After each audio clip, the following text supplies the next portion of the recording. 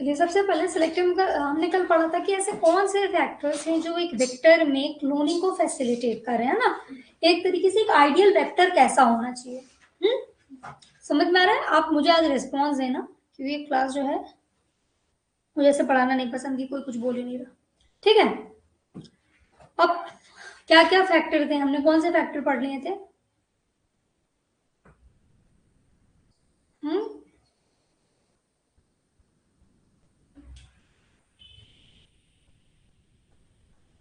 अभी 12th वाली बच्ची है ना, अभी देखा था, अब इसका एग्जाम है अभी 10 दिन बाद, तो आज ये परेशान हो रही है। अब जब आपका नीट आएगा, आप लोग अभी मत पढ़ो, फिर 10 दिन पहले बोलना मैम डाउट क्लास लगा दीजिए। हमें ये नौबत नहीं लानी कि डाउट क्लास लगे, है ना? टाइम वैसे ही कम है, सब्जेक्ट बहुत सारा है, कोर्स बहुत सारा है, तो जो आज मैं पढ़ा रही हूँ उसको आज ही याद कर लो। जब मैं पढ़ा रही हूँ तो आज तो याद हो जाना चाहिए ना। अगर क्लास में बैठे और लगता है कि नहीं समझ में आ रहा, उसी टाइम पूछो, इसीलिए यहाँ आ रहे हो, है ना? जो पढ़ के जा रहे हो वो क्लियर होना चाहिए दिमाग में, नहीं तो फिर नीट के 1 महीने पहले ऐसे रोगे सब। तो हम क्या पढ़े, हमने कल स्टार्ट किया था कि एक वेक्टर के अंदर क्लोनिंग कैसे हो रही है, एक फैक्टर क्या है जो फैसिलिटेट कर रहे हैं क्लोनिंग इन अ वेक्टर। पहला फैक्टर क्या था? हाँ, जिसको हम क्या कहते हैं शॉर्ट फॉर्म। ये कौन सा एरिया जहां पर क्या स्टार्ट होगा? ये एक ऐसा सीक्वेंस है जहां पर रेप्लिकेशन स्टार्ट होगा, ठीक है? ORI is a DNA sequence from where replication लिखा है ना?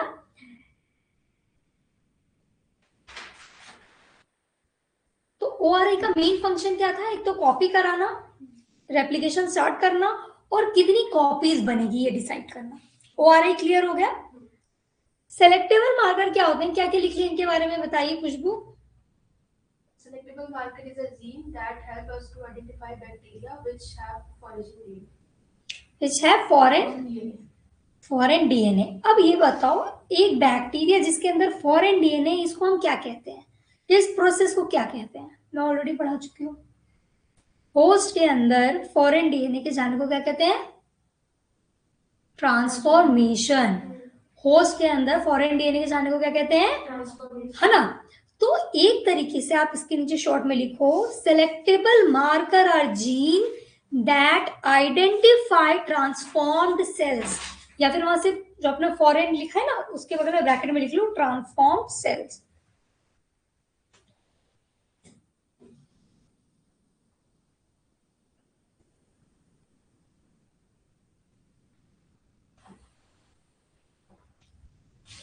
ठीक है,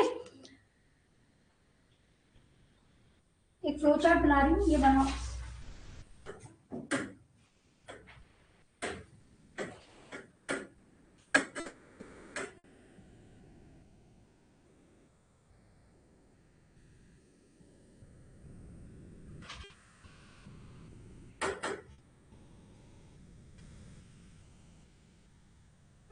ये बहुत ही इजी और बहुत ही इम्पोर्टेंट कॉन्सेप्ट है, आपका ये क्लियर हो जाएगा तो आपको मेहनत नहीं करनी थ्योरी में।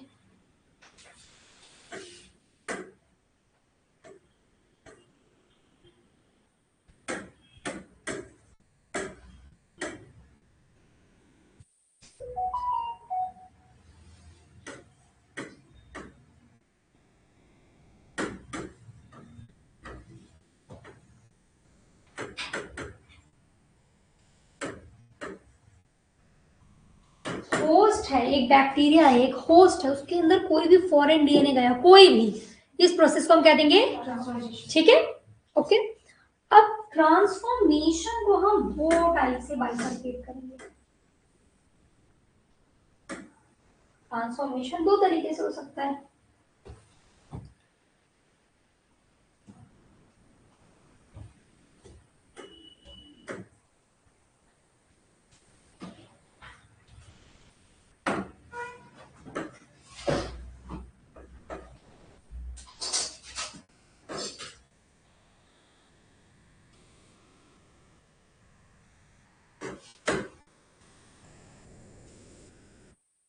Transformants and non transformant. तो सेलेक्टेबल मार्कर वो चीज है जो हमें किसने डिस्टिंग्विश करना बताएगी? ट्रांसफॉर्मेंट्स ने एंड नॉन ट्रांसफॉर्मेंट में। ठीक है, selectable marker distinguish between transformants and, ठीक है।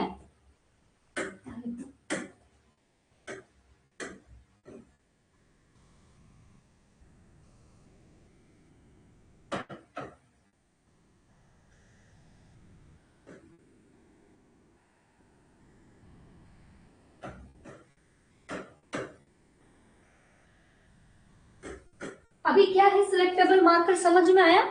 अब ये ट्रांसफॉर्मेंट्स एंड नॉन ट्रांसफॉर्मेंट्स क्या है बताओ?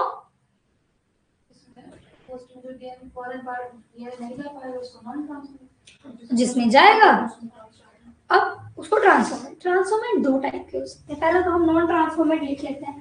नॉन ट्रांसफॉर्मेंट ये है कि होस्ट अकेला, सिर्फ होस्ट है, no foreign DNA, this is transformant. अब नॉन ट्रांसफॉर्मेंट, अब ट्रांसफॉर्मेंट दो टाइप का है, नॉन रिकॉम्बिनेंट एंड रिकॉम्बिनेंट। अब ये बताओ, ये रिकॉम्बिनेंट का वर्ड और कहाँ पड़ा है? रिकॉम्बिनेंट वर्ड और कहाँ पड़ा है? आरडीएनए में, रिकॉम्बिनेंट डीएनए में।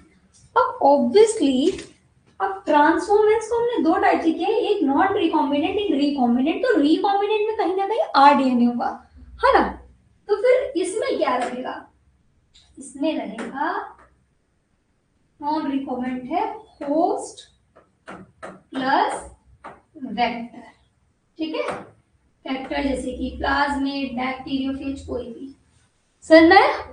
तुम लोग इधर ज्यादा ध्यान देखो, लिखने का टाइम मैं दूंगी, है ना? लिख आप कभी भी सकते हो, पहले इस पे ध्यान दो। नॉन रिकॉम्बिनेंट क्या है? होस्ट प्लस, और रिकॉम्बिनेंट क्या रहेगा? Host plus rDNA. आरडीएनए मतलब इसमें क्या क्या है? आरडीएनए किससे बनता है? जल्दी बताओ, ये नहीं पता हो तो ऐसे पेन फेंक के मारूंगी। रिकॉम्बिनेंट डीएनए क्या होता है?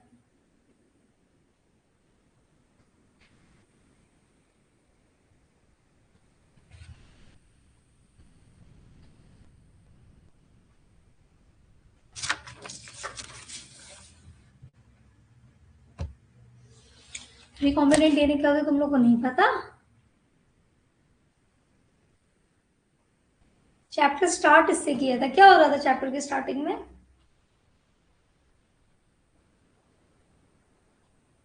वेक्टर के ऊपर जब जीन ऑफ इंटरेस्ट रखते हैं तो रिकॉम्बिनेंट डीएनए बनता है। Vector plus gene of interest, कुछ याद आ रहा है? वेक्टर प्लस, अभी याद आया? तो ये क्यों नहीं याद आ रहा? तुम लोग रिवीजन नहीं कर रहे हो ना?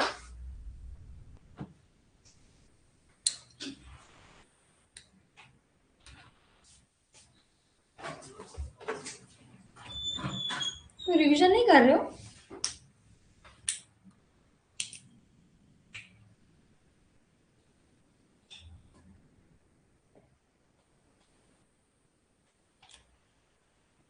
सही है यार, मतलब बताओ तुम्हें रिकॉम्बिनेंट डीएनए नहीं आता और हम चैप्टर की लास्ट क्लास लेते हैं आज।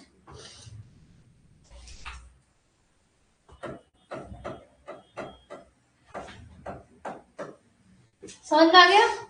ट्रांसफॉर्मेंट और नॉन ट्रांसफॉर्मेंट क्या है, और ट्रांसफॉर्मेंट में भी क्या है? Recombinant and non recombinant. अब जब हम इनको एंटीबायोटिक मीडियम में डालेंगे तो क्या होगा, तो देखना भी। सबसे पहले इसमें पहुंचने से पहले हम एक वेक्टर को डिस्कस करेंगे, जिसे कि आपके एनसीईआरटी में दिया हुआ है, ये PVR322, वेरी इंपॉर्टेंट, ठीक है। PVR322, ये क्या है? बुक खोलो एनसीईआरटी, किसी के पास है एनसीईआरटी बुक? उसमें डायग्राम खोलो, उसके नीचे क्या लिखा है पढ़ के बताओ, वो है क्या?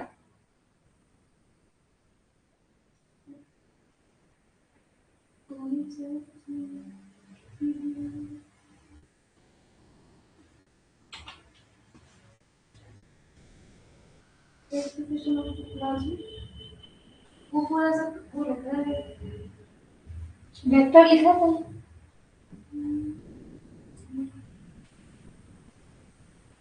Coli cloning vector PBR 322। देखा है ना, तो ये क्या है, E coli cloning vector PBR 322।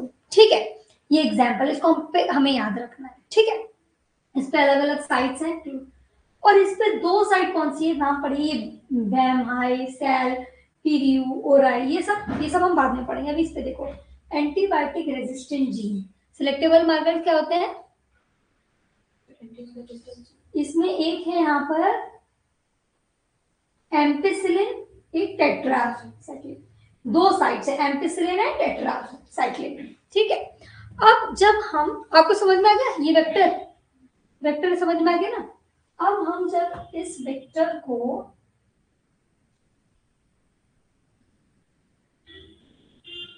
इस वेक्टर के ऊपर दो साइड से एम्पिसिलिन और टेट्रासाइक्लिन, मतलब वेक्टर तो अगर हम एंटीबायोटिक रेजिस्टेंट मीडियम में डालेंगे, एंटीबायोटिक मीडियम में डालेंगे तो ये तो ग्रो कर लेगा। एंटीबायोटिक का काम करता है बैक्टीरिया को किल करना, पर ये एंटीबायोटिक रेजिस्टेंट है, मतलब इन पे एंटीबायोटिक का असर।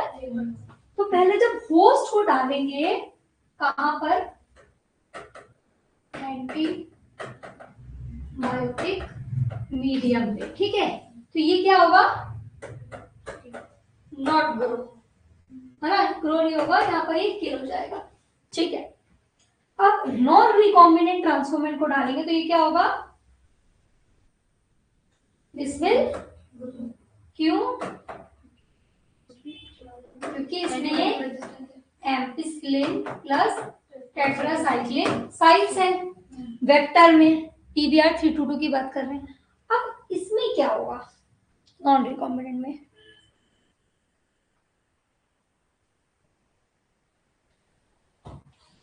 देखना, अब इसको मैं समझा रही हूँ यहाँ पर।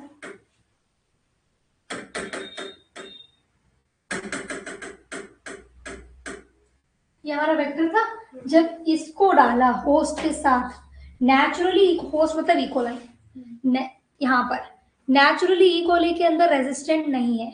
ठीक है, तुम में से कोई लाइव क्लास ज्वाइन कर लो, नहीं तो वो रिकॉर्ड नहीं होगी। नॉर्मली, और ये बहुत इंपॉर्टेंट क्लास है, नॉर्मली हमारी इकोलाई रेजिस्टेंट नहीं है, नॉन ट्रांसफॉर्मेंट, उसको डाला तो एंटीबायोटिक मीडियम में किल हो गई, वेक्टर को डाला वो बच गई, क्योंकि दो क्या है, साइट्स है जो इसको ग्रो करने देगी। अब जब हम रिकॉम्बिनेंट डीएनए को डालेंगे तो देखिए क्या होगा, रिकॉम्बिनेंट डीएनए मतलब जीओआई, है ना। अब ये वेक्टर है, वेक्टर और जीओआई कैसे रिकॉम्बिनेंट डीएनए बनाते हैं, जाके अटैच होता है ना, कल दिखाया था एक डायग्राम। अब जीओआई समझ लो आकर यहाँ अटैच हो गया एम्पिसिलिन वाली साइड। ठीक है,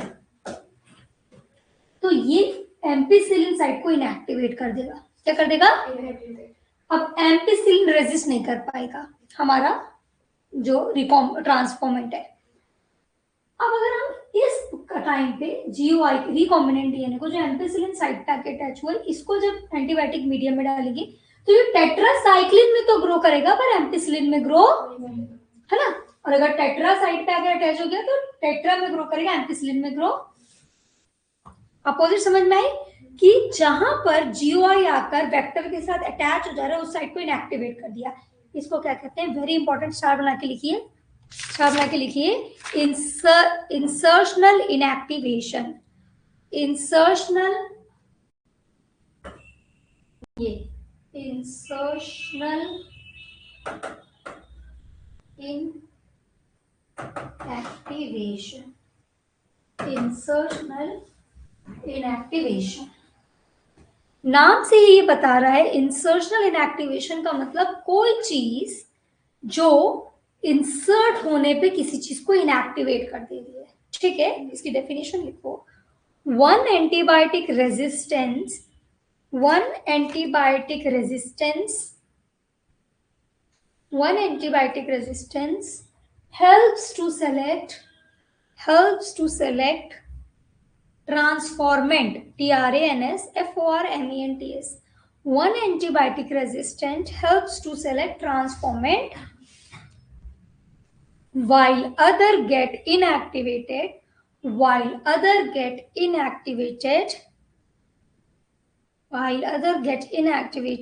due to insertion of foreign DNA. Due to insertion of foreign DNA.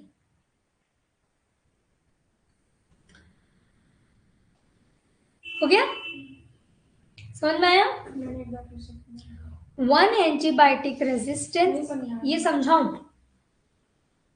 हमने बताया कि होस्ट को जो एंटीबायोटिक जो नॉन ट्रांसफॉर्मेंट है उसको डालेंगे तो वो ग्रो नहीं होगा, क्योंकि नेचुरली वो एंटीबायोटिक को रेजिस्ट नहीं कर सकता। कौन? होस्ट। Example E coli. इकोलाई को तुम नॉर्मल इकोलाई को, जिसमें हमने जेनेटिक इंजीनियरिंग नहीं करी है, इसको हमने ट्रांसफॉर्म नहीं किया, उसको एंटीबायोटिक में डालोगे एंटीबायोटिक से किल हो जाएगा। पर हमने उसके अंदर ट्रांसफॉर्मेंट कर दिया, ट्रांसफॉर्मेशन कर दिया है। ट्रांसफॉर्मेशन कब होगा? जब कोई भी एलियन डीएनए हमारे होस्ट में या इकोलाई में चला गया। अब दो तरीके से जा सकते हैं, या तो वेक्टर चले जाए, या तो vector plus gene of interest, जो कि हमारी क्या है,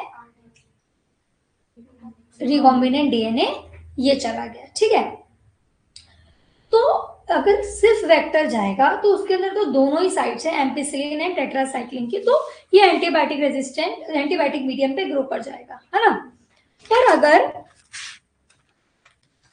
रिकॉम्बिनेंट डीएनए गया तो जब इसको हम एंटीबायोटिक में डालेंगे तो ये होगा, अगर ये जीन ऑफ इंटरेस्ट हमारे एम्पिसिलिन साइड पे चला गया तो ये एम्पिसिलिन में ग्रो नहीं करेगा, क्योंकि ये उसको इनएक्टिवेट कर देगा, और टेट्रा में चला गया तो उसको इनएक्टिवेट कर देगा और वो टेट्रा में ग्रो नहीं होगा। समझ में आया दोनों चीजें? अब इस प्रोसेस को टेम्पररी एक्टिवेशन को कहते हैं इंसर्शनल एक्टिवेशन। मतलब वो चीज एक्टिव तो थी पर उसकी जगह पे कोई और आ गया और उसको स्विच ऑफ कर दिया और ये इनएक्टिवेट हो गई। तो डेफिनेशन में देखिए, one antibiotic resistant helps to select transformant, मतलब एक साइट है जो उसको ट्रांसफॉर्मेंट बना रही है, हालांकि while the other get inactivated, पर दूसरा वाला जो साइट है वो इनएक्टिवेट हो गया क्योंकि उसमें कोई फॉरेन डीएनए इंसर्ट हो गया। ठीक है, जब आप आज से 1 महीने बाद ये डेफिनेशन पढ़ोगे, अगर आपको डेफिनेशन आज क्लियर नहीं है तो उस दिन ये लैंग्वेज नहीं समझ में आएगी। ठीक है, कि क्यों हो रहा है ऐसा, तो क्यों हम लिखवा नहीं सकते, क्यों हमें दिमाग में रखना है। ठीक है, यहां तक ये टॉपिक क्लियर हुआ?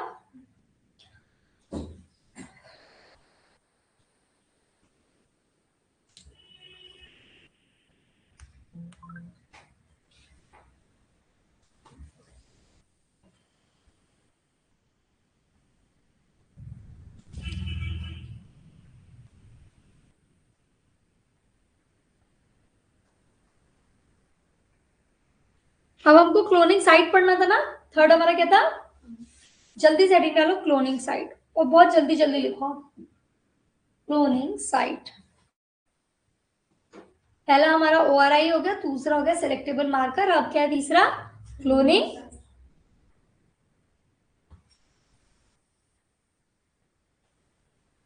हो गया। क्लोनिंग साइट का दूसरा नाम है recognition site. Recognition site, cloning site का दूसरा नाम है recognition site.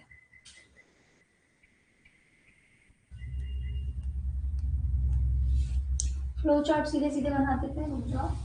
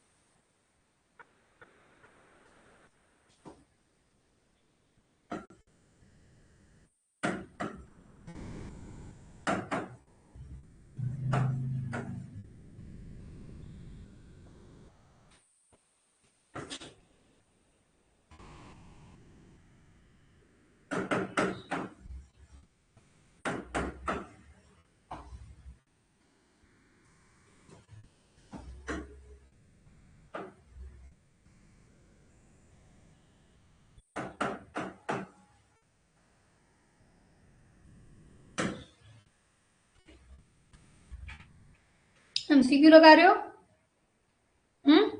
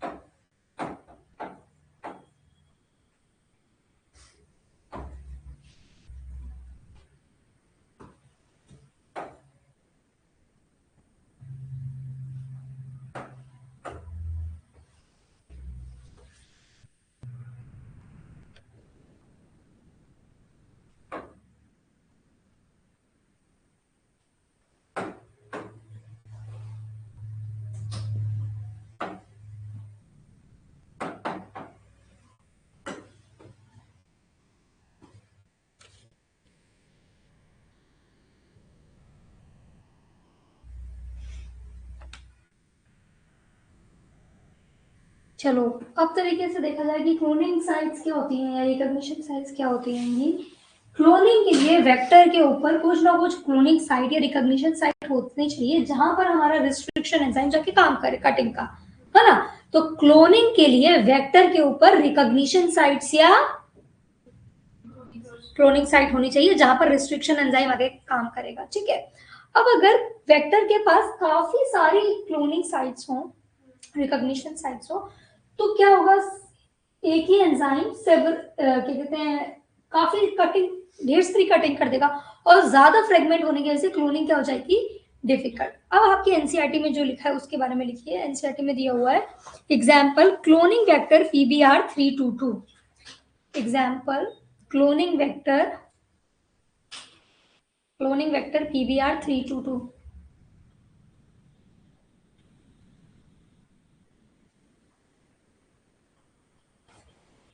has specific restriction site for have specific restriction site for restriction enzyme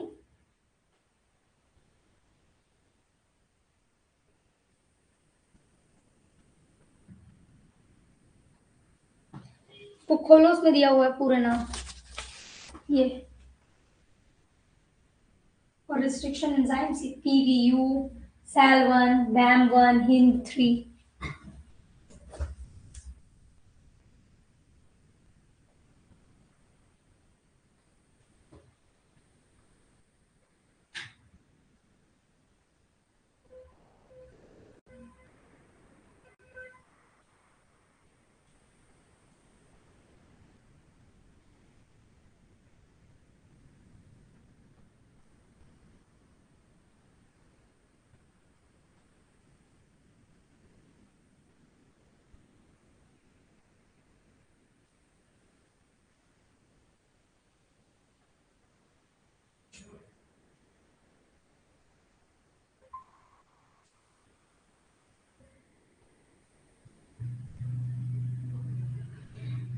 अब इसमें क्या क्या है PBR322 में लिखिए। PBR322 is a cloning vector. PBR322 is a cloning vector used in E. coli। used in E. coli। इसके की features क्या है, इसमें क्या क्या फीचर्स है, इसको देख के समझो। लिखिए की फीचर्स।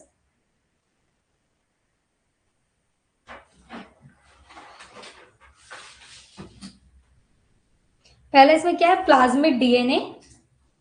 प्लाज्मिड डीएनए वेक्टर है ना, तो किसी प्लाज्मिड डीएनए। इसके बाद इसमें क्या है, ORI। देखिए आपको दिख रहा है ORI। दूसरा क्या है, origin of replication. ORI present है, जो कि इसको क्या फैसिलिटेट कराता है, रेप्लिकेट इंडिपेंडेंटली इन बैक्टीरिया। रेप्लिकेट इंडिपेंडेंटली इन बैक्टीरिया। इस पे कौन कौन से सेलेक्टेबल मार्कर हैं, लिखो। सेलेक्टेबल मार्कर कौन से हैं, AMPR, TTR, एम्प्लीसाइक्लिन, एम्पिसिलिन एंड टेट्रासाइक्लिन। AMPR ये ऐसे लिखना है, AMP कैपिटल है, TTR, ampicillin and tetracycline selectable marker है इसके ऊपर, है ना। यहां तक लिख लिया, फिर बताओ आगे।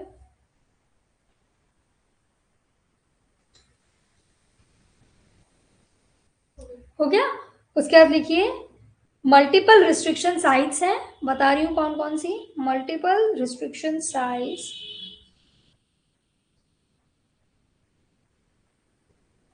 देखो बोर्ड पे देखिए क्या क्या है, इकोर 1 है, फिर क्या है, HIND3 है, PSTL है, BAM हाई है, ये सारी इस पे साइट्स हैं। SAL1, BAM हाई, PVU, इकोर 1, ये सब लिख लो।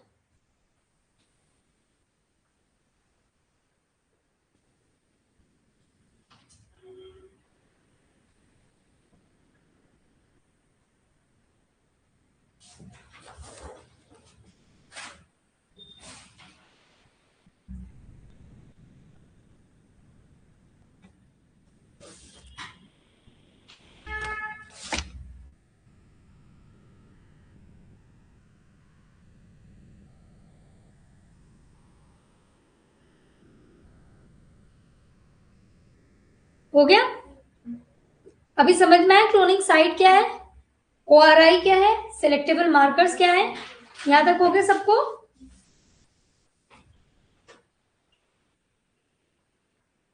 अब हम एक चीज पढ़ेंगे, कॉम्पिटेंट होस्ट। हम कहा गए कॉम्पिटेंट होस्ट।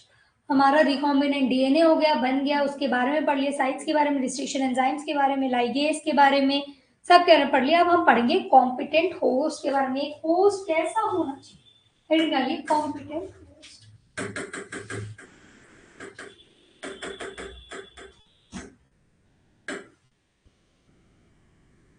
देखिए कॉम्पिटेंट होस्ट।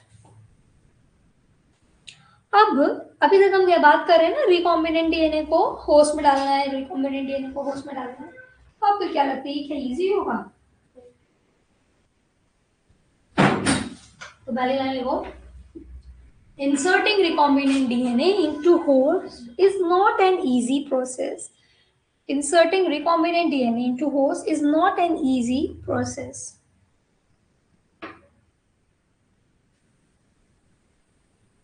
हो गया? Into host is not an easy process.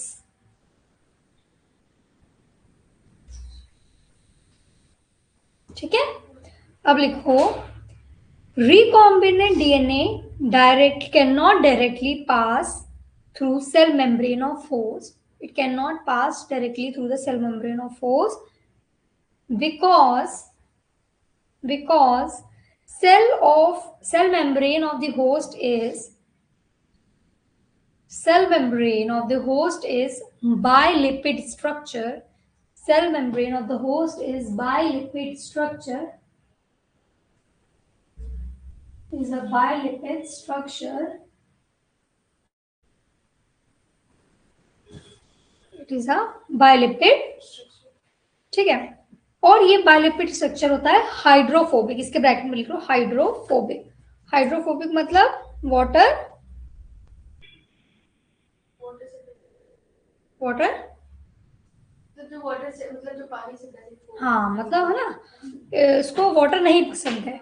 और हमारा जो डीएनए हमको इसके अंदर इंसर्ट करना है, नीचे लिखो DNA is hydrolytic. DNA is hydrolytic.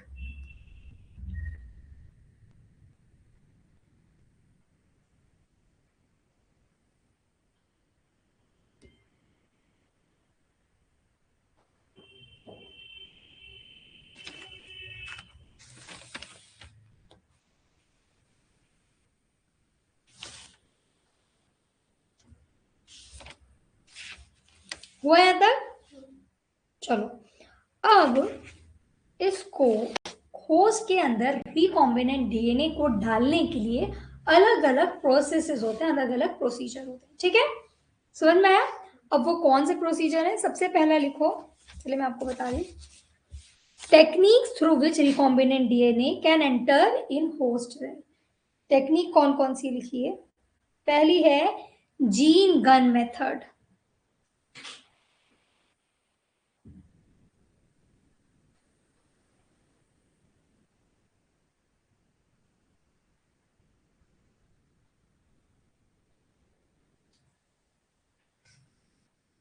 Gene gun method, जिसको कहते हैं बायोलिस्टिक, इसको और क्या कहते हैं, biolistic.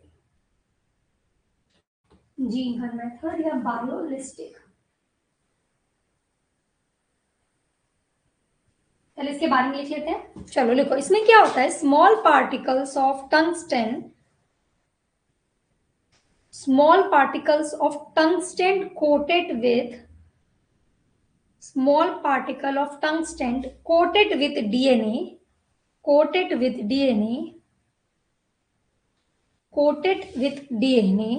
are fired with high velocity into nucleus of host cell, ठीक है?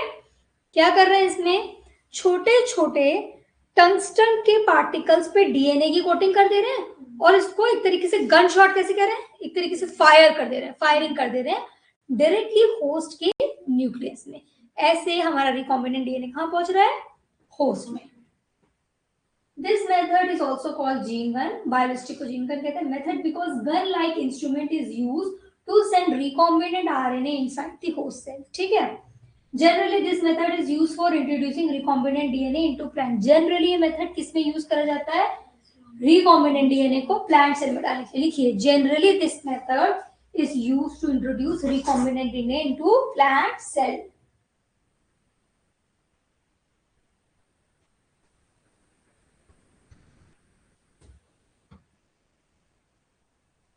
आज की क्लास समझ में आ रही है? ठीक है.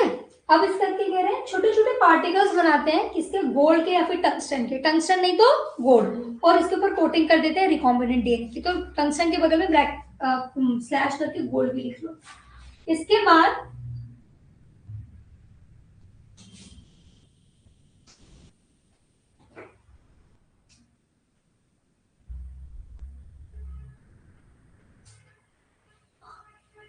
the recombinant DNA coated on the microparticle is bombarded with high velocity using the gun-like instrument. जैसे गन में से गोली तेज चलती है ना हाई वेलोसिटी से, वैसे ये इस गन-like इंस्ट्रूमेंट से पार्टिकल्स को शूट करते हैं in host cell. High velocity particle travel down the instrument, they transfer the recombinant DNA into the host cell. ठीक है. Particle are held back, but recombinant DNA is transferred into the target host cell. Particle पीछे रह गए, पर जो recombinant DNA थे वो चले गए होस्ट सेल में. समझ में आई मेथड? अब दूसरा मेथड लिखिए. Electroporation method. Electroporation method. Electroporation method. Electroporation method.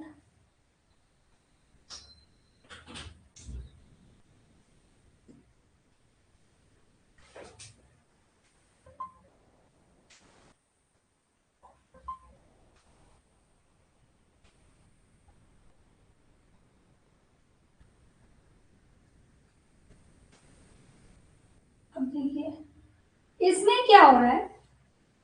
जैसे ये दीवार है, इसके थ्रू मुझे पास कराना है कोई पार्टिकल. ये दीवार है, ठीक है. ये है. अब मैंने इलेक्ट्रिक चार्ज भेजे तो इस दीवार में थोड़ी देर के लिए छेद हो गया, थोड़ी सी जगह बन गई, दीवार चूने लगी. तो थोड़ी सी जब जगह बनी तो पार्टिकल्स उस टाइम अंदर चले गए. तो ये किसके थ्रू हो रहा है? इलेक्ट्रोपोरेशन. नाम अपना काम बताता है. इलेक्ट्रिसिटी के हेल्प से पोरेशन हो रहा है. कैसे? देखिए, सेल की परमिएबिलिटी टेम्पररी बढ़ जा रही है. परमिएबिलिटी मतलब किसी चीज के एंटर या एग्जिट करने के चांसेस बढ़ाना, है ना. क्या है कि दिस इज परमिएबल मेम्ब्रेन. तो इसकी चीजें इसके आर पर चीजें हो सकती हैं. सेलेक्टिवली परमिएबल, कुछ चीजें आर पार हो सकती हैं, कुछ चीजें आर पार नहीं हो सकती. नॉन परमिएबल, कुछ आर पार नहीं हो सकता. तो ये इलेक्ट्रिसिटी के हेल्प से, इलेक्ट्रिक फील्ड की हेल्प से सेल की परमिएबिलिटी बढ़ा रहे हैं कि उस चांस में हमारा जो रिकॉम्बिनेंट डीएनए एंटर हो जाए इन होस्ट सेल. समझ में आया सबको? देखिए, in this techniques electric pulse. आज मैं एक काम करती हूँ, आप लोग और लिखो मत, जो मैं मोरली बोलूंगी वो लिखो, क्योंकि ये चैप्टर कंप्लीट करना है. ठीक है, समझा रही मैं. In this techniques electrical pulse create temporary structural change in the membrane. Electric pulse temporary change लाती है सेल मेम्ब्रेन में और इसकी परमिएबिलिटी बढ़ा देती है. ठीक है. This opportunity is used to introduce DNA into the cell. और इस अपॉर्चुनिटी को रिकॉम्बिनेंट डीएनए को उसके अंदर डालने में हेल्प कर देते हैं. जैसे ये है इलेक्ट्रिक फील्ड लगे तो देखिए गैप हुआ, इसे उसको इंसर्ट किया, इंपल्स हटा ली, तो ये चला गया अंदर. ठीक है. After transformation procedure is performed, the transformed bacterial culture that is grown on the nutritive media. The nutritive media is provided essential to bacteria. ठीक है. फिर इसके बाद इसको न्यूट्रिटिव मीडिया पे ग्रो किया जाता है, जो कि एसेंशियल है बैक्टीरियल ग्रोथ के लिए. वो उसको न्यूट्रिशन दिए जाते हैं.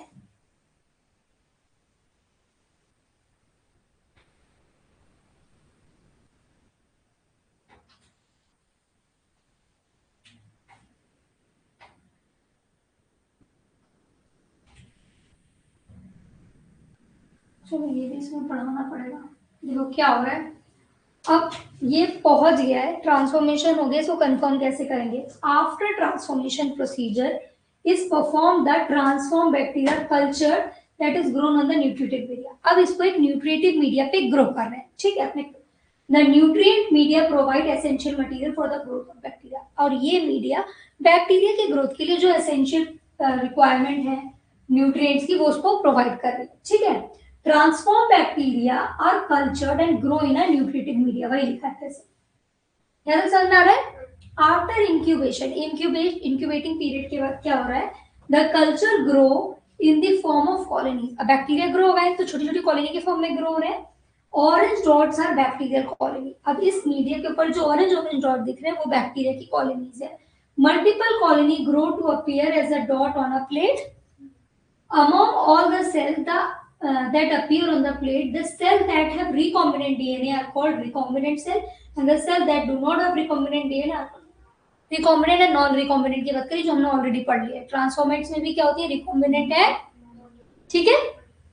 इसको छोड़ो, यहाँ तक समझ में, दो मेथड समझ में, गन शॉट एंड दूसरा इलेक्ट्रोपोरेशन। तीसरा लिखिए,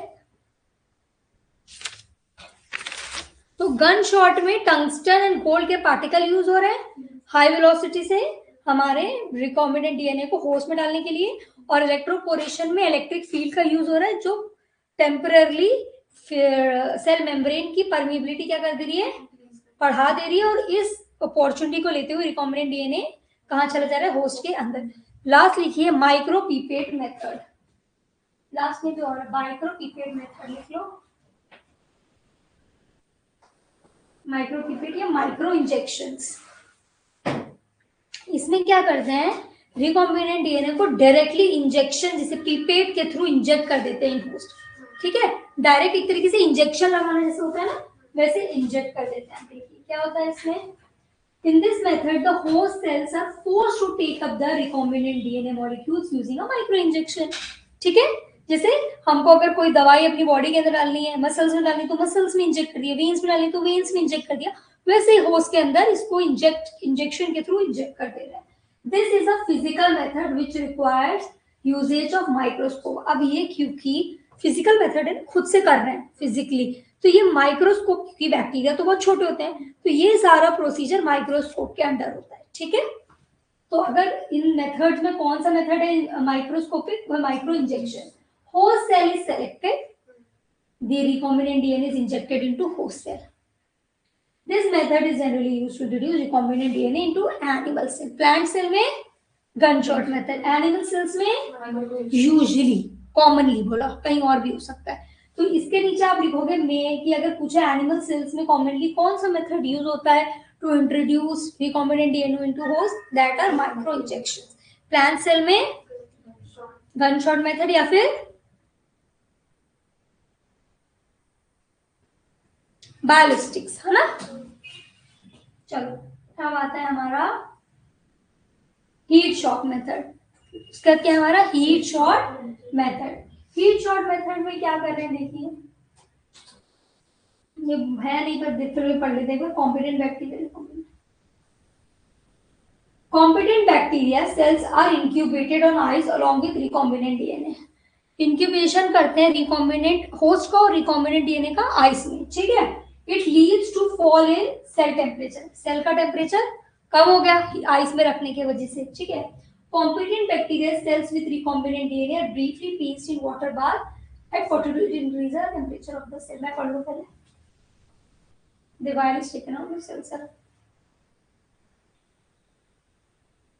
मतलब क्या कर रहे हैं, ठंडा गरम, इसकी वजह से सेल जो है शॉक की कंडीशन में रिकॉम्बिनेंट डीएनए को अपने अंदर क्या कर लेता है, अडैप्ट कर लेता है। The cells are allowed to set back to temperature they were in before this cell now has recombinant DNA। इन्होंने क्या किया, पहले आइस में रखा, फिर टेम्परेचर कम किया 42 डिग्री तक, फिर आइस में रखा। तो ये शॉक के वजह से, दिस हीट शॉक के वजह से the cells the while is taken out, the cell are again introduced to the cold temperature। This temperature shock leads to the forceful uptake of the recombinant DNA molecule। Forcefully इस shock के वजह से recombinant DNA को host cell ले लेता है। तो heat shock method समझ में आया। इसमें सबसे इंपॉर्टेंट हमारा वो गन शॉट है, उसके बाद ये माइक्रोपीपेट या माइक्रो इंजेक्शंस, एंड अपना ये इलेक्ट्रोफोरेसिस। इसकी आप एक याला भी बता दिया। आप क्या बचा है, बायोलिस्टिक्स हो गए, बस और तो कुछ नहीं बचा। एंटीबायोटिक रेजिस्टेंट हमने पढ़ लिया ना, नॉर्मल बैक्टीरिया एंटीबायोटिक फील्ड में किल हो जाते हैं, है ना, पर एंटीबायोटिक रेजिस्टेंट सरवाइव करते हैं।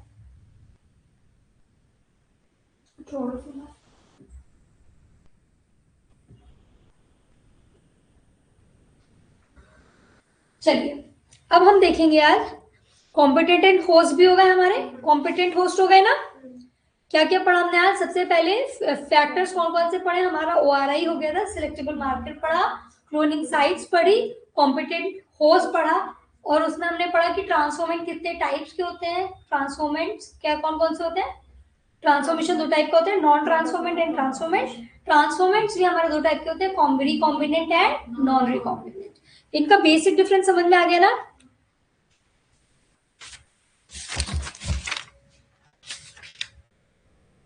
पीसीआर नहीं पढ़ाया ना अभी, polymerase chain reaction and gel electrophoresis. चलो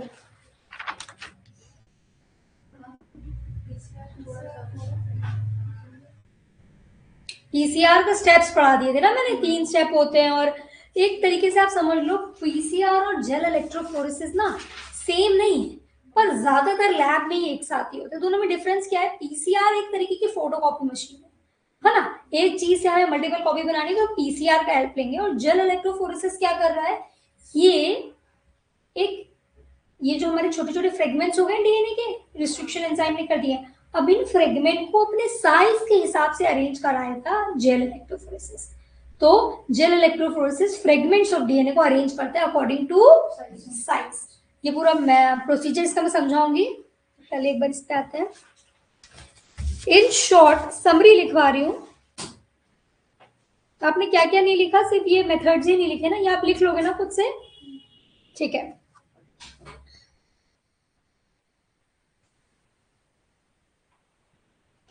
या ये वापस रिवीजन कराने की जरूरत है क्या कि कैसे स्टार्टिंग से पूरी जेनेटिक इंजीनियरिंग हो रही है? एक बार बताओ उसके पॉइंट्स की कर लोगे? जल्दी बताओ, जैसा भी मन हो। खुद कर लोगे? कर लोगे खुद से कि कटिंग कैसे हुआ? पहले हमने जीन आइसोलेट करी, फिर उसको एम्पलीफाई किया, कट किया, लाइगेट किया, ये कर लोगे ना? चलिए अच्छा बताओ, वेक्टर और हमारे जीन ऑफ इंटरेस्ट को हम सेम रिस्ट्रिक्शन एंजाइम से कट करेंगे कि डिफरेंट? सेम से, है ना। और सिर्फ दोनों को स्टिक कैसे करेंगे? डीएनए लाइगेज से। अब देखो, जब हम डीएनए को आइसोलेट करते हैं तो कुछ आइसोलेशन मतलब क्या होता है? डीएनए को बाकी चीजों से रिमूव करना है। डीएनए अकेला तो नहीं प्रेजेंट रहता, प्रोटीन प्रेजेंट रहते हैं, लिपिड्स प्रेजेंट रहते हैं, बहुत सारी चीजें प्रेजेंट रहती है। तो डीएनए को हम हटाएंगे कैसे? अब देखो 2 तरीके होते हैं, या तो उसको हटा लें, पर अगर ये प्रोसीजर नहीं है, अगर मुझे ये क्लास खाली करनी है तो मुझे क्लास में सिर्फ एक बच्चा चाहिए, या तो मैं कर सकती हूँ उस बच्चे को लेकर चली जाऊं, या बाकी बच्चों को भगा दूं, है ना। तो आइसोलेशन के लिए यहाँ बाकी बच्चों को भगाया जाता है। कैसे? पहले आइसोलेशन के लिए डीएनए के साथ जो बाकी चीजें हैं उनको हम हटाएंगे। कैसे? देखिए, सेल्यूलेज क्या करेगा? सेल्यूलोज का ब्रेकडाउन करेगा। पैक्टिनेस पैक्टिन का ब्रेकडाउन करेगा। प्रोटीएस प्रोटीन का। काइटिनेस काइटिन का। लाइपेज लिपिड का। राइबोन्यूक्लियस आरएनए का, है ना। तो ये सारी चीजों का ब्रेकडाउन करेगा तो एंड में बचेगा हमारा डीएनए। इस तरीके से हो रहा है आइसोलेशन ऑफ। ये लिखना है कि आप लोग वीडियो देख के लिख लोगे ना? आइसोलेशन कैसे हो रहा है? डीएनए के साथ और भी जो चीजें उनका ब्रेकडाउन करके एंड में हमने डीएनए आइसोलेट कर लिया। ठीक है, समझ में आया सबको? चलिए, कटिंग ऑफ डीएनए कैसे होगा? स्कोर क्या कहते हैं? सेपरेशन ऑफ डीएनए फ्रेगमेंट कैसे होगा? अभी बताया मैंने, gel electrophoresis. Separation of DNA fragment by gel electrophoresis. Elution मतलब क्या होता है? सुनो, वेरी इंपॉर्टेंट। ये जब जेल इलेक्ट्रोफोरेसिस करते हैं हम, तो बताएं, अभी जनरल बता रही हूँ, अभी पूरा लिखवाऊंगी। जेल इलेक्ट्रोफोरेसिस में क्या करते हैं? 2 कैथोड और एनोड रहती है। तो हमारा डीएनए नेगेटिवली चार्ज रहता है, तो ये पॉजिटिव, जब हम इलेक्ट्रिक फील्ड स्विच ऑन करते हैं तो ये पॉजिटिव की तरफ जाता है। तो पॉजिटिव की तरफ जाएगा कैसे? अब अलग अलग फ्रेगमेंट की साइड से, कोई फ्रेगमेंट बड़ा है, कोई छोटा है, कोई बहुत छोटा है, कोई बहुत बड़ा है, तो ये मूव कैसे करते हैं? अपने साइज के अकॉर्डिंग। जो सबसे छोटा है वो सबसे दूर जाएगा। अगर पतला सुपड़ा आदमी हो तेजी से भाग के दूर तक जाएगा, पर जो मोटा है वो, तो वैसे जो फ्रेगमेंट सबसे छोटा रहता है वो सबसे दूर और सबसे फास्ट जाता है, और जो सबसे बड़ा रहता है वो शॉर्टेस्ट और सबसे स्लोअर जाता है। इस तरीके से जेल इलेक्ट्रोफोरेसिस फ्रेगमेंट को डिस्ट्रीब्यूट करती है। समझ में आया? अब ये जेल इलेक्ट्रोफोरेसिस एग्रो जेल रहता है, इसके ऊपर ये सारे पार्टिकल्स हैं। इल्यूशन का मतलब डीएनए के पार्टिकल को उस जेल से रिमूव करना is known as elution. Very important. Elution मतलब वो जेल के ऊपर से डीएनए को रिमूव करना, एल्यूसेट करना, इसको कहते हैं एल्यूशन। ठीक है। इसके बाद देखिएगा वेक्टर कट। वेक्टर को कैसे करेंगे? वेक्टर और रिस्ट्रिक्शन एंजाइम से कट करेंगे, उसी से हम क्या करेंगे? जीन ऑफ इंटरेस्ट को कट करेंगे, फिर लाइगेज की हेल्प से जोड़ देंगे, और फिर एम्प्लीफिकेशन किसकी हेल्प से होगा? पीसीआर की हेल्प से। ठीक है। फिर एम्प्लीफिकेशन किसकी हेल्प से होगा? पीसीआर की हेल्प से। अभी समझ में आया पूरा प्रोसेस? हमने फ्रेगमेंट्स को डिस्ट्रीब्यूट किया किसके हेल्प से? जेल इलेक्ट्रोफोरेसिस से।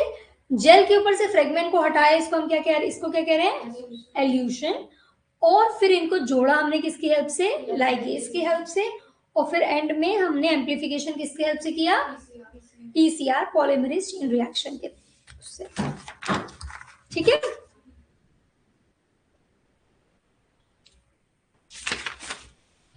अब हम पहले अपना लास्ट टॉपिक कंप्लीट करेंगे। आपको याद है मैंने कहा था कि लार्ज क्वांटिटी में ये प्रोडक्ट्स को बनाने के लिए हम अपस्ट्रीम एंड डाउनस्ट्रीम प्रोसेसिंग कर रहे थे।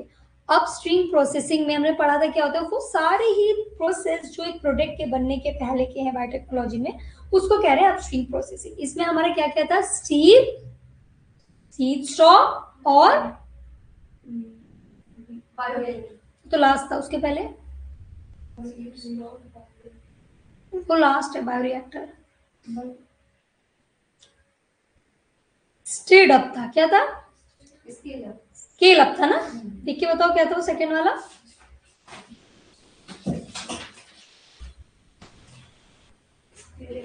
स्केलिंग अप है ना।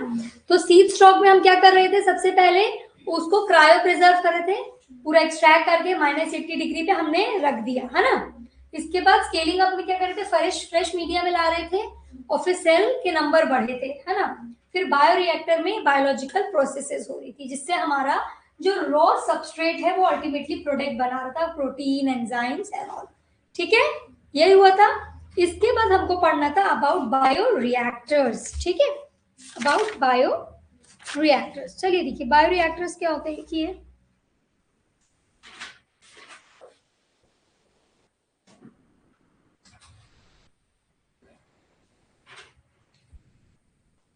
अब देखो फॉरेन जीन को हमने होस्ट में इंसर्ट कर दिया। अब हमारा नया गोल क्या है कि अब हम इसकी जो हमारी जीन ऑफ इंटरेस्ट है इसको लार्ज क्वांटिटी में, लार्ज स्केल में बनाना है। तो हमने यूज किया बायोरिएक्टर। हेडिंग डालिए बायोरिएक्टर।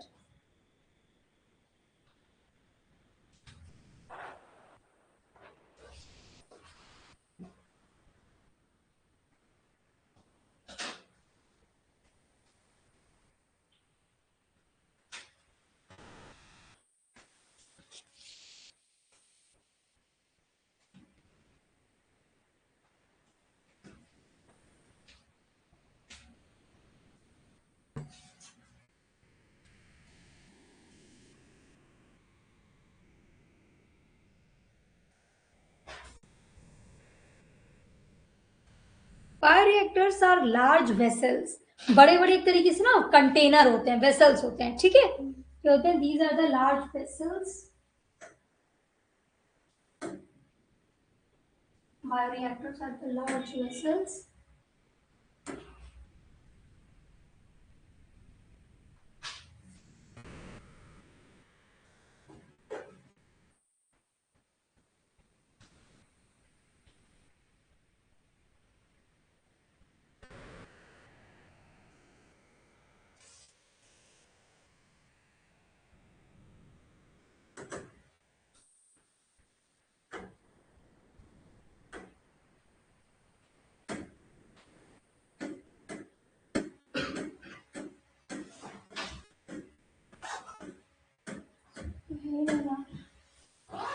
चलो आप एनसीईआरटी में आपके डायग्राम दिया हुआ है उसका। ठीक है, तो लिखिए, बायोरिएक्टर्स आर लार्ज वेसल्स, लगभग 100 से 1000 ml के साइज के, लगभग 100 to 1000 लीटर के साइज का, 1000 इन साइज, हो गया। लिखिए, inside bioreactor culture media is converted into specific product. Inside bioreactor, culture media is converted into specific product. मैंने आपको बताया था बायोरिएक्टर के अंदर हम कोई भी टाइप की सेल यूज कर सकते हैं, माइक्रोब्स भी, प्लांट सेल भी एंड एनिमल सेल भी। तो लिख लो, सेल यूज कौन कौन सी हो सकती है, एनिमल सेल, प्लांट सेल या microbes.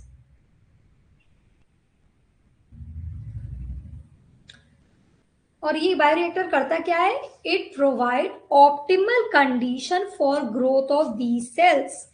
It provides optimal conditions for growth of these cell. जैसे क्या ऑप्टिमल कंडीशंस है, ऑप्टिमल कंडीशन को एरो बना के लिखो, कौन कौन सी हो सकती है ऑप्टिमल कंडीशन, जैसे कि ऑप्टिमल कंडीशन क्या क्या हो सकती है, जैसे oxygen, ideal temperature, correct pH and nutrient.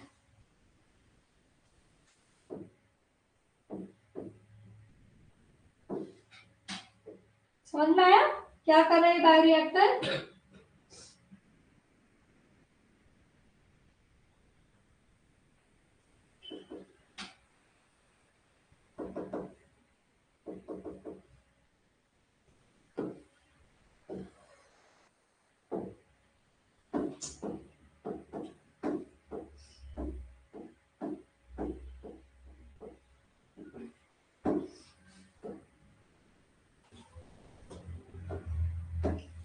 अभी बायोरिएक्टर क्या है समझ में, बड़े बड़े वेसल्स हैं जिसके अंदर जो हमारा प्रोडक्ट है वो बनेगा। ये सारी कंडीशंस देती हैं जो कि उसके ग्रोथ के लिए जरूरी है, जैसे कि उसको ideal temperature, growth, pH, oxygen, सारी चीजें। ठीक है, यहां तक समझ में आप लोगों को। Most commonly use bioreactor is या are of, most commonly use bioreactor are of stirring type, STERRING, stirring type, STERRING, stirring type. जिसके पास एनसीईआरटी है उसका लास्ट पेज खोलो इस चैप्टर का, steering type.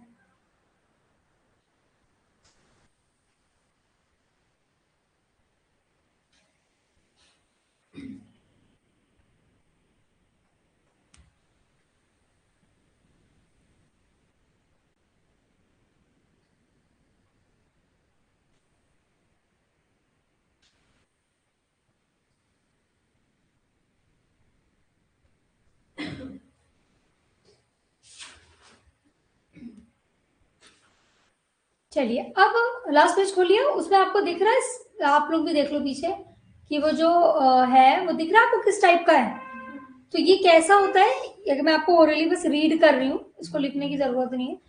Cylindrical shape container है, ठीक है, देख तो लिया आपने, सिलेंड्रिकल शेप कंटेनर जिसका कर्व्ड बेस है ना, और ये स्ट्रक्चर इसको स्टिर, जैसे आप चम्मच स्टिरिंग के लिए यूज करते हैं, वैसे इसमें एक पार्ट रहता है सेंटर में जो सारी चीज मिक्स करता है, स्टिरिंग का काम करता है। समझ में आया। तो क्या है, अब इसके अंदर कुछ पार्ट्स होते हैं, जैसे क्या क्या, सबसे पहला एजिटेटिंग सिस्टम। एजिटेटिंग सिस्टम किस लिए, सब चीजें मिक्स करने के लिए। एजिटेटिंग सिस्टम किस लिए, सब चीजें मिक्स करने के लिए। ऑक्सीजन डिलीवरिंग सिस्टम, क्या करने के लिए, उसके अंदर ऑक्सीजन प्रोवाइड करने के लिए। फोम कंट्रोल सिस्टम, ताकि जो फोम उसमें बन रहा है उसको मैनेज करने के लिए। सैम्पलिंग पोर्ट, सैम्पलिंग पोर्ट क्या होता है, वो एक ऐसी स्पॉट है जहां से सैंपल लेते हैं और चेक करते हैं कि जो भी प्रोसेस हो रहा है वो ठीक है कि नहीं। तो इस टाइप का होता है एक स्टिर टाइप बायोरिएक्टर। अब डाउनस्ट्रीम प्रोसेस में जाने से पहले दो चीजें लिख लो जिस दिन छूटी थी, लिखिएगा। देखिए, एक तरफ लिखिए single batch bioreactor,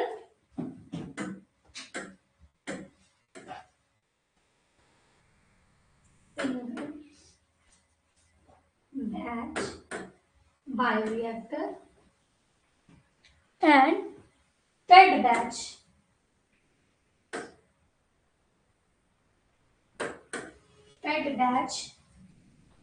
a continuous bioreactor. Bioreactor नाम से ये बता रहा है कि क्या बता रहे हैं, एक है जिसमें सैंपल एक बार में डाल दिया जाता है, एक है जिसमें कंटिन्यूसली सैंपल डाला जाता है। ठीक है, तो सिंगल बैच के बारे में लिखिए, लिखिए हेडिंग सिंगल बैच में लिखो सबसे पहला पॉइंट क्लोज सिस्टम। ये कैसा रहता है, क्लोज रहता है टोटली। तो इसका सिस्टम कैसा है, क्लोज सिस्टम, मतलब नो एडिशन और removal during reaction, no addition and removal during reaction.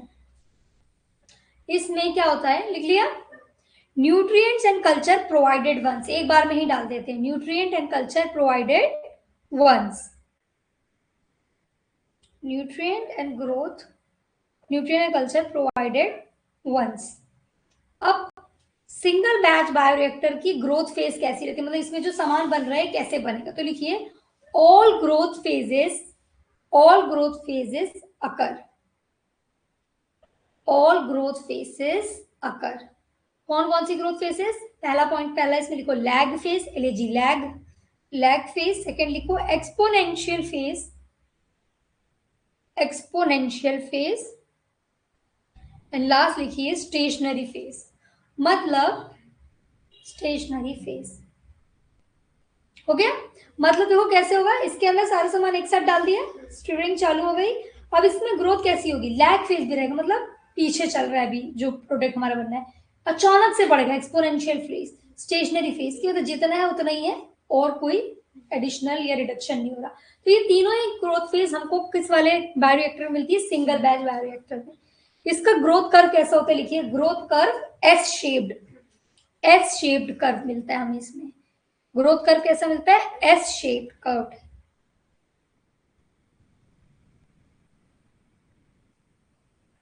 इसके फायदे क्या है, प्रोज लिखिए, फायदे मतलब प्रोज, एडवांटेज क्या है सिंगल बैच बायोरिएक्टर का, पीआरओएस, प्रोज क्या क्या है इसके लिखिए, सेफ एंड सिंपल, ये बहुत ही एक सेफ प्रोसीजर है और बहुत सिंपल है, तो ये इसके प्रोज हैं।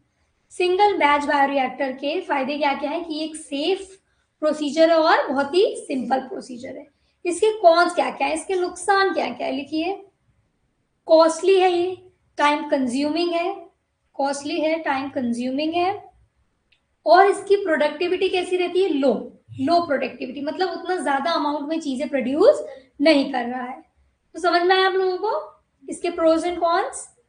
अब हम आएंगे फेड बैच या कंटिन्यूअस बायोरिएक्टर पे, फेड बैच या कंटिन्यूअस बायोरिएक्टर, ये कैसा रहता है, ओपन सिस्टम, ये कैसा रहेगा, ओपन सिस्टम।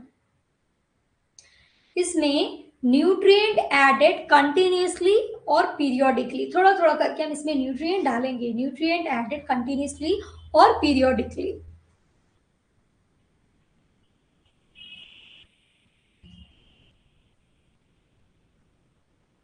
अब यहां पर अगर हम ग्रोथ फेज देखेंगे तो कैसी दिखती है, तो लिखिए exponential phase maintained, exponential phase maintain मतलब कंटिन्यूअसली बढ़ ही रहा है, ऐसा क्यों है अभी मैं आपको बता रही हूँ, लिखो exponential phase maintain because fresh media, fresh nutrient keep cell dividing, मतलब मेरे पास एक पैन है, मुझे चाय ही याद आती है जो कि मैं पीती नहीं हूँ, चाय मैं बना रही हूँ, अब मैं मेरे पास सिंगल बैच वाला बायोरिएक्टर, चाय अगर मैं एक ही पैन में बना रही हूँ, सामान सब डाल दिया, जितनी चाय बनेगी वो लिमिटेड है ना, उसमें हम सारी फेज देखेंगे कि पहले जो रॉ मटेरियल डाल दिया है वैसे के वैसे ही है, फिर वो पकी थोड़े से बड़ा, फिर उसके बाद लैग फेज थोड़ा सा कम हो गया, एंड में हमारी चाय की क्वांटिटी इतनी उतनी ही रहेगी। पर अगर मैं उसी पैन में और चाय पत्ती डालती रहूँ और पानी डालती रहूँ और दूध डालती रहूँ तो क्या क्वांटिटी बढ़ेगी, वैसे ये कंटिन्यूसली फ्रेश न्यूट्रिएंट डालते जा रहे हैं तो सेल डिवाइड ज्यादा होती है, तो एक्सपोनेंशियल फेज बना रहता है कि सेल डिवाइड होती जा रही, एक्सपोनेंशियल फेज बना है। इसका कर्व कैसा लिखेगा, लिखिए ग्रोथ कर्व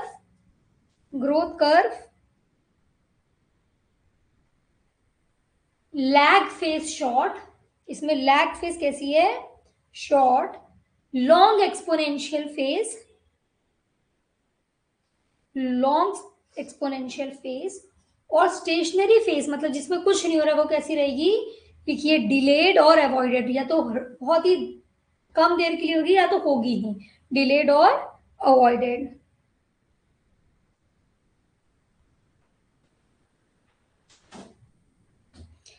इसके प्रोस क्या लिखी है, pros, cost effective, cost effective, high productivity and less time consuming, cost effective, less productivity and less time consuming होता है ये, ठीक है। एंड कॉन्स लिखिए, क्योंकि ये ओपन सिस्टम है तो there is risk of contamination, risk of contamination, और इसका कंट्रोल मुश्किल है, तो लिखिए कॉम्प्लेक्स कंट्रोल। समझ में आए दोनों। अब बस हमारा लास्ट बचा है डाउनस्ट्रीम प्रोसेसिंग। अच्छा, पीसीआर और जेल इलेक्ट्रोफोरेसिस, पीसीआर फिर भी मैंने करा दिया, जेल इलेक्ट्रोफोरेसिस बचा है, ये मैं कल जो भी टॉपिक स्टार्ट करूंगी उसके आधे घंटे हम ये पढ़ लेंगे, ठीक है। आज ये कंप्लीट हो जाता, पर आपकी आज क्लास लेट लगी है ना। हरिंग डालिए जल्दी से डाउनस्ट्रीम प्रोसेसिंग और इसको कंप्लीट किया जाए। डाउनस्ट्रीम प्रोसेसिंग, ये 2 आवर की क्लास ज्यादा फायदेमंद है, 3 क्लास में हमारे इतने बड़े चैप्टर्स हो जा रहे हैं। बहुत इजी, डाउनस्ट्रीम प्रोसेसिंग में बस क्या होगा, हमारा प्रोडक्ट बन गया है, लिखो final biosynthetic product, final biosynthetic product हमारे पास आ चुका है ना, हमारे पास फाइनल बायोसिंथेटिक प्रोडक्ट आ चुका है, एग्जाम्पल एंजाइम। अब डाउनस्ट्रीम प्रोसेसिंग के सामने एरो बना के लिखो, this process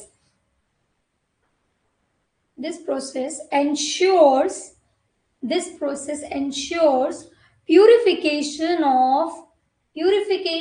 of biosynthetic product। चीज बन गई है पर वो कितनी प्योर है, कितनी साफ है, ये इंश्योर करता है कौन, downstream process. This process ensure purification of biosynthetic product. कैसे, नंबर 1 लिखो, removal of insoluble impurities, number 1 removal of insoluble impurities. ये बताओ, घर में पानी है मटके में और उसमें कुछ ऐसा सामान है जो इनसॉल्युबल, इनसॉल्युबल मतलब पानी में मिक्स नहीं होता, हम उसको कैसे प्योरीफाई करेंगे। हमारे मटके में पत्थर आते हैं छोटे छोटे, मैं इसको कैसे प्योरीफाई करूंगी, कैसे करते हो, छान लोगे, फिल्ट्रेशन। तो पहला इसमें लिखो क्या होगा, रिमूवल ऑफ इनसॉल्युबल इम्प्यूरिटीज में फर्स्ट क्या होगा इसमें, फिल्ट्रेशन। और दूसरा ये सुने, उसको हिलाओ मत, नीचे इकट्ठा हो जाएगा फिर छान लेंगे। दूसरा है सेडिमेंटेशन, फिल्ट्रेशन एंड सेडिमेंटेशन, ठीक है। इनसॉल्युबल इम्प्यूरिटीज को कैसे हटाएंगे, फिल्ट्रेशन एंड सेडिमेंटेशन की हेल्प से। सेकेंड पॉइंट लिखो, प्रोडक्ट आइसोलेशन, अब जो चीज बनी है उसको हम अलग करेंगे क्योंकि हमको वही चाहिए, तो लिखिए product isolation, product isolation. Third लिखिए प्रोडक्ट प्यूरिफिकेशन, एंड लास्ट लिखिए प्रोडक्ट पॉलिशिंग, प्रोडक्ट पॉलिशिंग, ठीक है। समझ में आया अपस्ट्रीम एंड डाउनस्ट्रीम प्रोसेसिंग। जो पूरा बनाने का है प्रोडक्ट वो है अपस्ट्रीम प्रोसेसिंग में, एंड में जो प्रोडक्ट हमको ये मेक श्योर करना है कि वो क्लीन है, पॉलिश्ड है, रेडी टू यूज है, ये होगी हमारी डाउनस्ट्रीम प्रोसेसिंग में। तो आपको ये चैप्टर समझ में आया। हमको इसमें पीसीआर और अभी जेल इलेक्ट्रोफोरेसिस पढ़ना है, आधे घंटे की वो क्लास बची है, उसके अलावा मैक्सिमम चीजें हमारी हो चुकी है। इस चैप्टर में नीट में सिर्फ प्रिंसिपल्स एंड प्रोसेसेस आएंगे बायोटेक्नोलॉजी के, एंड एप्लीकेशन दूसरे चैप्टर में।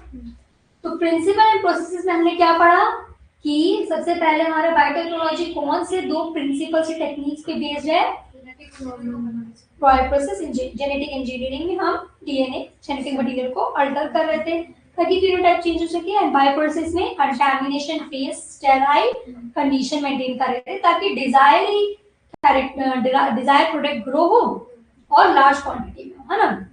फिर हमने पूरे प्रोसीजर पढ़ लिए कि कैसे क्या होता है जीन ऑफ इंटरेस्ट, क्या होता है वेक्टर, इनको कैसे हम ज्वाइन कर रहे हैं, कैसे हम कॉम्पिटेंट होस्ट में इंसर्ट कर रहे हैं, कैसे फिर इसकी ग्रोथ होगी। फिर उस प्रोडक्ट को लार्ज स्केल में बनाने के लिए हमने अपस्ट्रीम प्रोसेस की और फाइनली डाउनस्ट्रीम प्रोसेस से हमारा प्रोडक्ट रेडी हो गया। तो ये पूरा चैप्टर समझ में आया। अब जब रिवाइज करोगे, सिर्फ 1 घंटे का चैप्टर है, उसके बाद रिवाइज करोगे सिर्फ 15 मिनट का चैप्टर है, ठीक है। तो आज हम इस पूरे चैप्टर को रिवाइज करेंगे। पीसीआर ऑलमोस्ट हो चुका, जेल इलेक्ट्रोफोरेसिस जरा सा है, वो दोनों का मैं डिफरेंस आपको बता चुकी हूँ। एक का काम है कॉपीज बनाना, एक का काम है इससे कुछ एमसीक्यूज होंगे, वो भी देख लेंगे। चलो ठीक है।